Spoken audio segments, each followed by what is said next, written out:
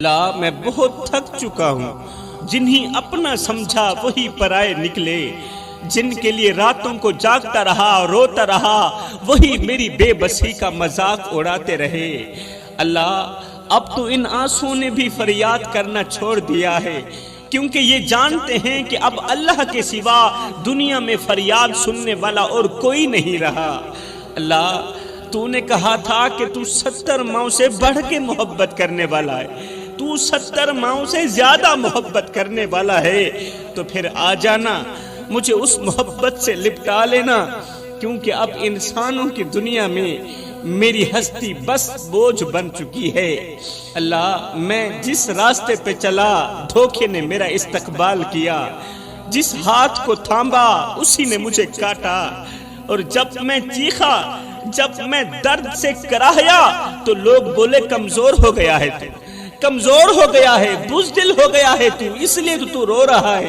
میری ماں نے مجھے دعا دی تھی کہ بیٹا کبھی کسی کو دکھی نہ کرنا، پر کاش وہ یہ بھی دعا دے دیتی کہ کوئی میرے بیٹے کو بھی دکھی نہ کرے، کوئی میرے لال کو بھی دکھی نہ کرے۔ میرے رسول کریم نے فرمایا تھا اللہ اس کے قریب ہوتا ہے جو ٹوٹ کر گر جاتا ہے۔ یا اللہ اس وقت میں ٹوٹ چکا ہوں، اس وقت میں بکھر چکا ہوں، اس وقت میں گر چکا ہوں، آ جانا مجھے جوڑ لینا، ورنہ تیرے ظالم لوگ مجھے رونت ڈالیں گے۔ لوگ کہتے ہیں مرد کبھی نہیں روتا، لوگ کہتے ہیں مرد کبھی نہیں روتا، مرد کبھی نہیں روتا۔ سنو جب باپ کا کندھا نہ رہے، ماں کی گود باقی نہ رہے، بہن کی آواز سنائی نہ دے، بھائی بے وفائی کر جائیں، اور جب بیوی بیگانی ہو جائے تو اس وقت مرد کا صرف دل نہیں روتا، اس کی سانسیں بھی رو پڑتی ہیں۔ مرد کیوں نہیں روتا؟ مرد رلایا جاتا ہے، مرد تڑپایا جاتا ہے۔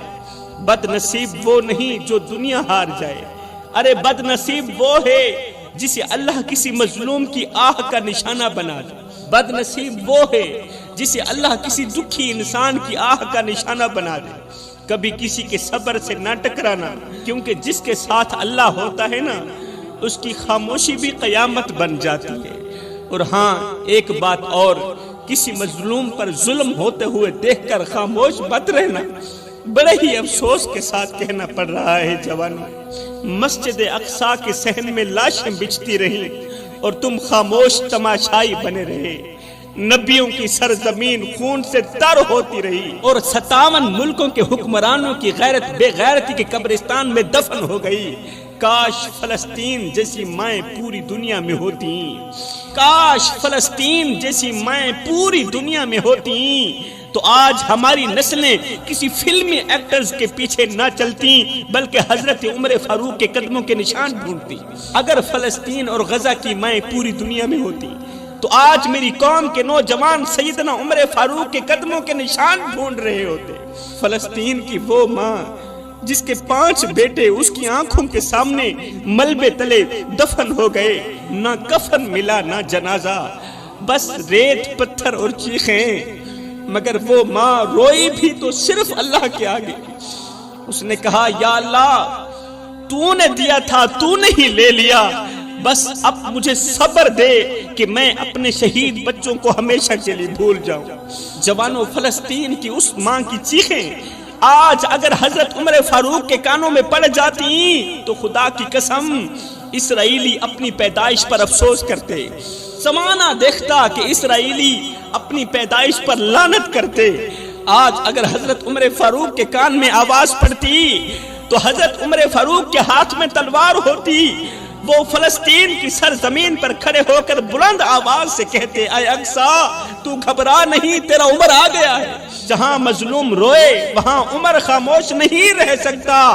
آج عمر فلسطین کے بچوں کی لاشیں نہ دیکھ سکتے، آج وہ امت کے حکمرانوں کا گریبان پکڑ کر جھنجھوڑ کر کہتے اٹھو، جب تک اقصی قید میں ہے تمہاری نیند حرام ہے، جب تک عمر زندہ ہے، جب تک مسجد اقصی قید میں ہے اس وقت تک تمہاری نیندیں حرام ہیں، تم نہیں سو سکتے۔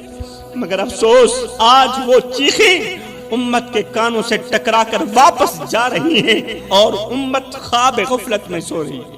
آج فلسطین کی ماں اپنے بیٹوں کی لاشیں اٹھا کر بھی یہی کہتی ہیں کہ میرے بیٹے مرے نہیں، وہ زندہ ہیں، وہ جنت کے دروازے پر میرا انتظار کر رہے ہیں۔ یہ فلسطین کی مائیں ہیں، جب بیٹے کی لاش دیکھتی ہیں تو کہتی ہیں الحمدللہ میرے بیٹے نے اپنی ماں کو سرخرو کر دیا ہے۔ ایک طرف وہ مائیں ہیں، آج ہماری ماں کا حال یہ ہے، آج اگر فلسطین کے لیے بیٹے کی آنکھ نم ہو بھی جائے تو ماں کہتی ہے چپ رہو بیٹا، کوئی بات نہیں، زمانہ بہت خراب ہے۔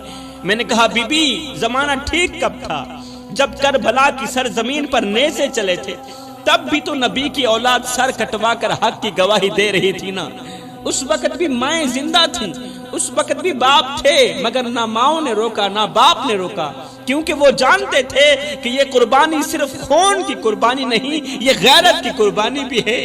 دل کے کانوں سے سنیے گا میری قوم کے نوجوانوں، جوانوں، کبھی بھی 5 موقعوں پر عبادت مت کرنا، ثواب کی جگہ گناہ ملے گا۔ پہلا موقع کبھی بھی بوڑھے باپ کو دکھ دے کر نماز نہ پڑھنا، بوڑھے باپ کی آنکھوں سے آنسو نکال کر نماز نہ پڑھنا، ثواب کی جگہ گناہ ملے گا۔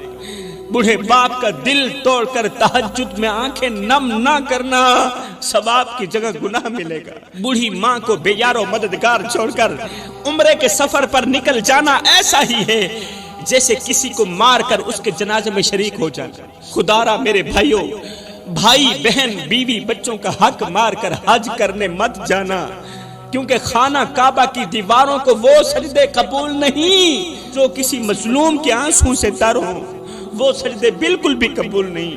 جس بھائی کا حق مار کر تم احرام باندھ رہے ہو، ارے وہ احرام کہاں ہے؟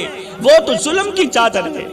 آج کل میرے معاشرے کے نوجوان کہتے ہیں کہ عورت بے غیرت ہوتی ہے، اس لیے دھتکار دیا جاتا ہے، یہ بے حیا ہو گئی ہے، ہم دلہ پن پسند نہیں کرتے، ٹھکرا دیا جاتا ہے۔ میں کہتا ہوں اے نوجوانوں، عورت بے غیرت نہیں ہوتی، بلکہ وہ مرد بے غیرت ہوتا ہے جس کی وہ بہن بیٹی یا بیوی ہوتی ہے۔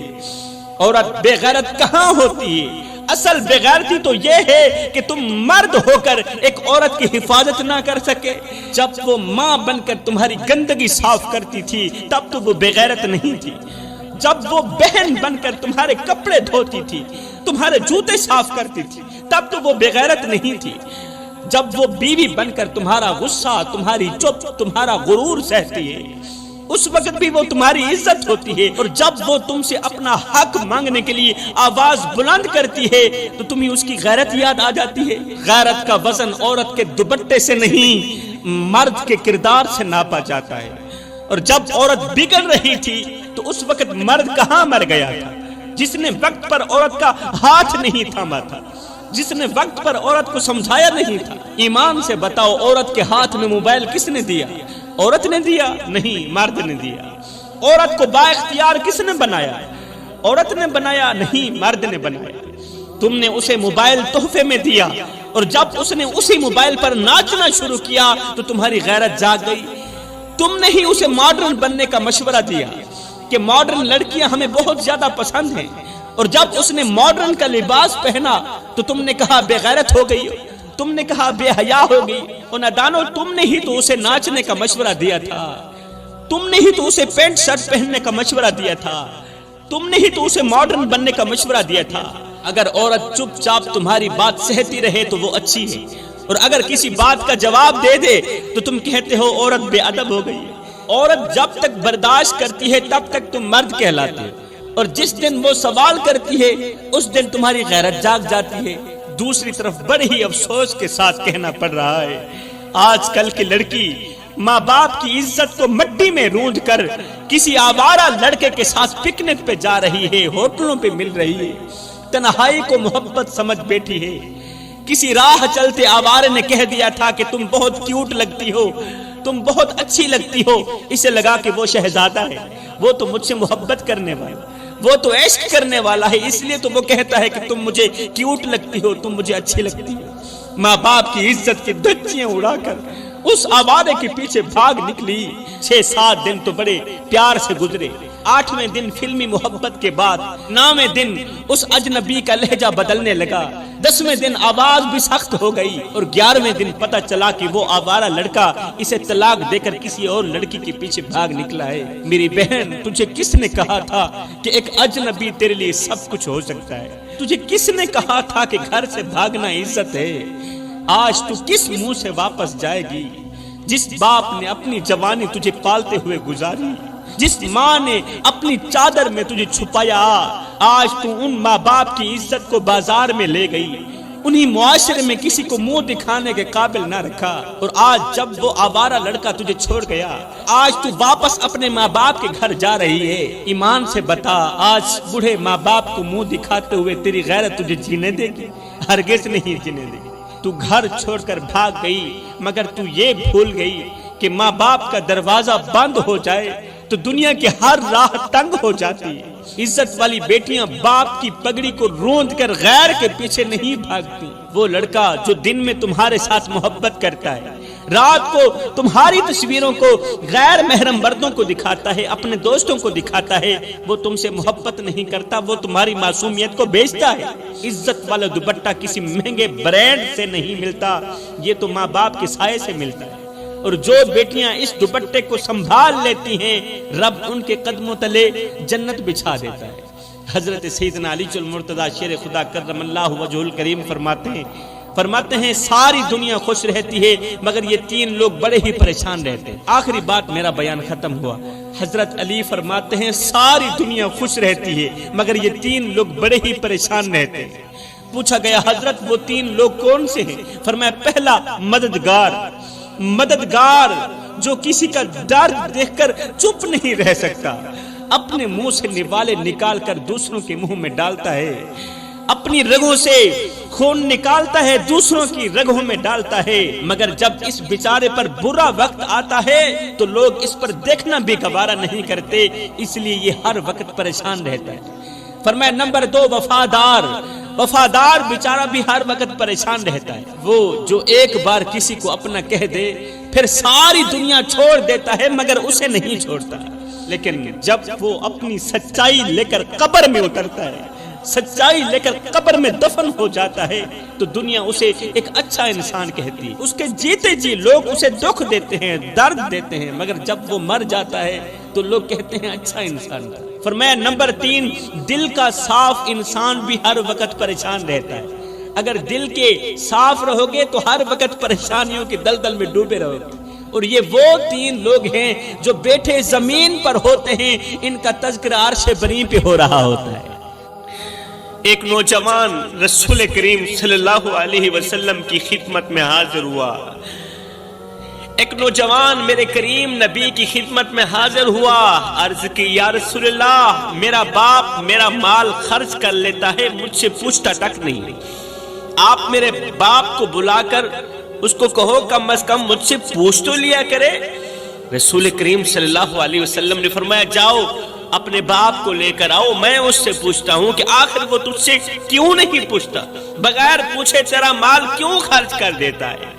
नौजवान फौरन अपने बाप के पास पहुंचा, कहने लगा, अब्बा रसूल करीम ने आपको बुलाया है, रसूल करीम की अदालत लगी है, अपनी अदालत में आपको बुलाया है।